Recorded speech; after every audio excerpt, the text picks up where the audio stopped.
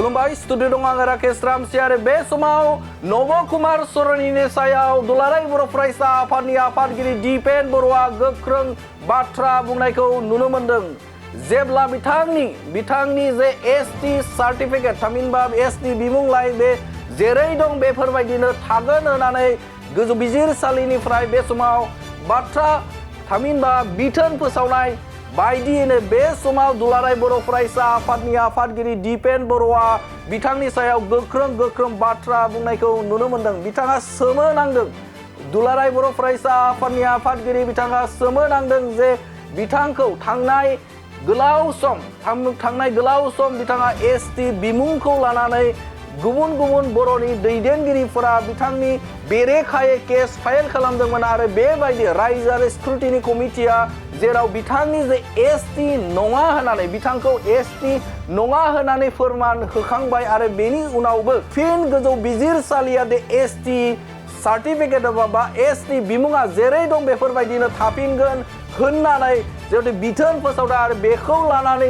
दुलाराय बर' फरायसा आफादा बे थामहिनबा दिपेन बर'आ बे समाव सोमोनांदों जे बिथाङा जे एसटि नङा होननानै स्टेट स्क्रुटिनि कमिटिया बिथांखौ फोसावखाबाय जे एसटि बिमुं नङा होननानै आरो बे समाव फिन बिथांखौ दे एसटि थाफिनगोन बा एसटिआ जेरै दं बेफोरबायदिनो थाफिनगोन बाथ्रा फोसावनायखौ लानानै दुलाराय बर' फरायसा आफादा सोमोनांदों। এই ন্যায়ালয়ে যোনটো ৰায় প্ৰথম শুনানি আৰু দ্বিতীয় শুনানিত যোনটো তেওঁ ট্ৰাইবেল নহয় বুলি তাত উপস্থাপন হৈছে, তেওঁ চৰণীয়া কছাৰী বুলি তেওঁ উপস্থাপন হৈছে, তৎসত্ত্বেও এই বেঞ্চত তেখেতক মানে যি ষ্টেট গভৰ্ণমেণ্টে ট্ৰাইবেল নহয় বা এছটি নহয় বুলি তাৰ চাৰ্টিফিকেটটো যি ৰিজেক্ট কৰিছিল, সেই ৰিজেক্ট কৰাটো আজিৰ ভাৰ্ডিগত মানে তাক কেঞ্চেল কৰা বা ইয়াৰ পৰা ৰেহাই দিয়া, ৰিলিফ দিয়া, যে তেওঁ চাৰ্টিফিকেটটো যোনটো কেঞ্চেল হৈছে সেই কেঞ্চেলটো ৰিলিফ দিয়া যি এটা ভাৰ্ডিক দিছে, এইটো এটা আচৰিত মানে লগা এটা কথা বা এটা ভাৰ্ডিক বুলি আমি ক'ব বিচাৰোঁ। जे बिथांखौ जे एसटि बिमुं बे बिमुंखौ लानानै गुबुन दैदेनगिरिफोरा बर'नि गोबां दैदेनगिरिफोरा बे समाव बिथांखौ गोजौ बिजिरसालियाव बिथांनि बेरेखायै केस फाइल खालामदोंमोन आरो बे लेखायै गुबुन दैदेनगिरिफोरा बिथांनि जे एसटि सार्टिफिकेटआ केन्सेल जाबाय होननानै खौरां मेलनि गेजेरजों फोसावदोंमोन। खौरां मेलनि गेजेरजों बिथांमोना बुंदोंमोन जे बिथांनि जे एसटि सार्टिफिकेट जे दानजानायाव बर' हारिनि थाखाय जोबोदनो बाख्नायजाथाव आरो बर' हारिनि थाखाय बे देरहासार होननानै बाथ्रा बुंदोंमोन। नाथाय बे समाव सोमोनांथाव बाथ्रा नब कुमार सर'निया बे समाव एसटि सार्टिफिकेटआव बा एसटि बिमुंलाइया जेरै दं बेबायदिनो थाफिनगोन बाथ्रा बुंनायाव बिथां दैदेनगिरिफोरा बे समाव मा राहा लाबावगोन बा बेनि सायाव मा बिथांमोना राहा लागोन बे साननो गोनां बाथ्रा। मानोना गोलाव सम क'क्राझार लकसभा बे क'क्राझार लकसभाया बर'खौ लाना राजखान्थि खालामनाय नब कुमार सर'नियानि आवथायाव थांदोंमोन।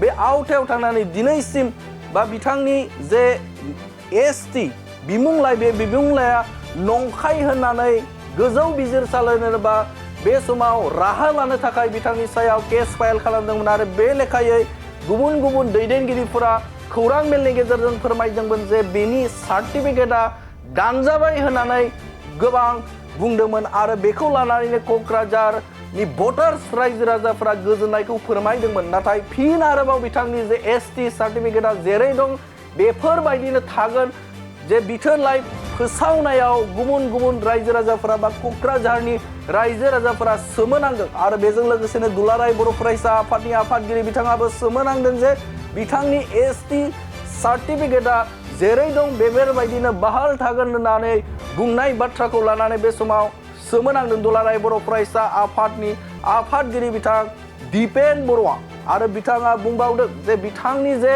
एसटि सार्टिफिकेट बे एसटि सार्टिफिकेटखौ दाननायनि सायाव बा बिथांनि जे एसटि सार्टिफिकेटआ जेरै दं एरै बाथ्रा ओंखारनायनि सायाव फैबाय थानाय समाव जे मा राहा लागोन थामहिनबा बेखौ लानानै समाजारि बिजों बा ससाइटिजों सावरायलायनानै बिथांनि सायाव मा खालामबावनो हायो बा बिथांखौ माबायदि राहायै जे बिथांनि जे एसटि सार्टिफिकेट बे एसटि सार्टिफिकेटआ माबोरै दानजाय बेनि सायाव राहा लानाय जागोन होननानै बिथाङा बुंनायखौ नुनो मोन्दों। ন্যায়ালয়ৰ এই যে ৰায় ইয়াৰ ওপৰত কোকৰাঝাৰবাসী ৰাইজ আৰু সচেতন ৰাইজ ইয়াৰ ওপৰত নিশ্চয় পুনৰ উচ্চ ন্যায়ালয়ত আবেদন কৰিব বা উচ্চতম ন্যায়ালয়ত আবেদন কৰিব।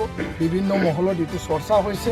তো ইয়াৰ কাৰণে এই কথাটো লৈ আমি আগন্তুক দিনত আলোচনা কৰিম আৰু যাহাতে সঠিক শিডিউল ট্ৰাইবে মৰ্যাদা পাওক আৰু যিসকলে শিডিউল ট্ৰাইবৰ নামত এটা ভুৱা চাৰ্টিফিকেট লৈ পেলাই তেওঁ জনপ্ৰতিনিধি হৈ পেলাই এটা বিপৰীতে পৰিচালনা কৰা এটা ব্যৱস্থা কৰিছে, ইয়াৰ ক্ষেত্ৰত আইনগতভাৱে যোনটো তেওঁ সকা দিছে সেইটো আইনে পুনৰ বিচাৰ কৰি পেলাই সেই সকাটো কৰ্তন কৰিব। আমি এইটো দৃঢ় বিশ্বাসী আৰু আত্মবিশ্বাসী।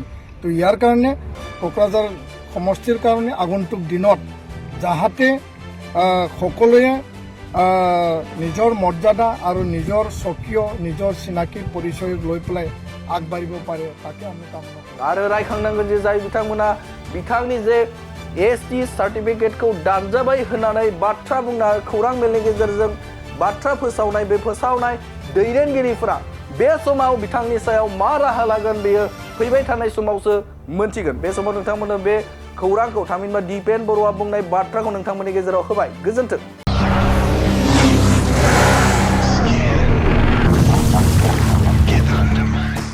गोजोनथाव खौरां सेरफांगुरि बाजाज श'रुमा बाजाज बाइक सालायनानै मोजां मोनग्रा रायजो राजाफोरनि थाखाय गोजोनथाव खौरां लानानै फैदों। सेरफांगुरि बाजाज श'रुमा ईद एन्ड बिहु दामाका अफार होगासिनो दं। क'क्राझार जिल्ला सेरफांगुरियाव थानाय फुंखा इन्टारप्राइज बाजाज श'रुमा 22 मार्चनिफ्राय 30 एप्रिलसिम ईद एन्ड बिहु दामाका अफार आरो एक्सेन्सनि खाबुफोर होगासिनो दं।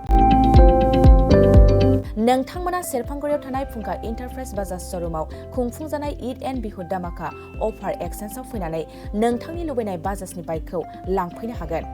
बाजाजनि बाइक सालायनो मोजां मोनग्रा रायजो राजाफोरनि थाखाय फुंखा इन्टारप्राइज बाजाज श'रुमा लोगोसे मोजां अफारबो लानानै फैदों। बेफोरनो जाबाय helmet free, 5 litre petrol free, case होनानै बाइक बायगिरिफोरनो 1000 रां केसबेक हरफिननाय जागोन। आरोबाव लोगोसे मोनसे गोजोनथाव खौरां 500 रां होग्रोनानै गोसोबादि बाइकखौ आवग्रिना दोननो हागोन आरो गासै गारिजों लोगोसे मोनफा मोनफा एसर गिफ्ट हरनाय जागोन। फुंखा इन्टारप्राइज बाजाज श'रुमा 7999 रां बेसेनावनो डाउन पेमेन्ट होनानै बाइक लानो हागोन आरो जायखिजाया बाइकखौनो एक्सचेन्ज खालामनायनि खाबु लानानै फैदों। आबुङै मिथिनो थाखाय 6003817191 7002240725 आरो 9101547892 बे जानबुं नाम्बाराव खौरां लाहरनो हागोन।